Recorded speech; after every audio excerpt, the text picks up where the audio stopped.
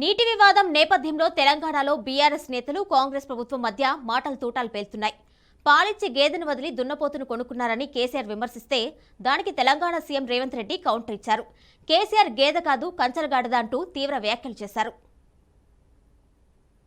చరిత్ర మొత్తం చెప్పి మన అవసరాలు చెప్పి మన కరువు చెప్పి మన బాధలు చెప్పి ఇక మా వాటా ఇంత రావాలి అని కొట్లాడాలి. అది మొగోడు చేయాల్సిన పని. మీకేం కోపం వచ్చిందో ఏం భ్రమల పడ్డారో పాలిచ్చే బర్రెను ఆయన అమ్మేసి దున్నపోతుంది తెచ్చుకున్నారు. ఇక తర్వాత ఏం నడుతుందో 3వ నెల మీరు కళ్ళారా చూస్తున్నారు.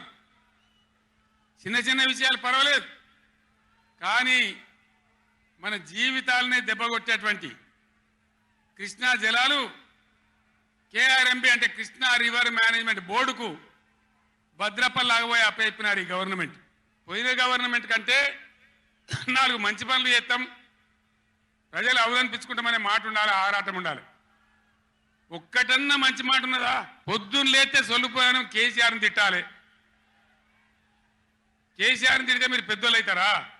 గత ప్రభుత్వంలో ఉన్న కంచర గాడిదను ఇంటికి పంపించి ఈ ప్రభుత్వంలో రేసు గుర్రాన్ని తెచ్చుకున్నారు.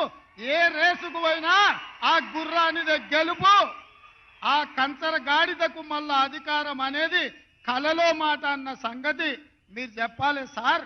మీరు చెప్తే నేను ఇంటా అని చెప్పి శాసనసభలో ఉన్న ఒక అటెండర్ నాకు చెప్పింది. ఆ అటెండర్కు ఉన్న ఇంగిత జ్ఞానం ఈ రాష్ట్రానికి ముఖ్యమంత్రిగా పనిచేసిన చంద్రశేఖరరావుకు ఎందుకు లేదని నేను అడుగుతున్నా. ఆయన అంట మళ్ళీ వస్తాడంట, నీకు నడవనీకనే వస్తలేదంటివి, వీల్ చైర్లో తిరుగుతున్నటివి, ఎటకెళ్ళి వస్తావు?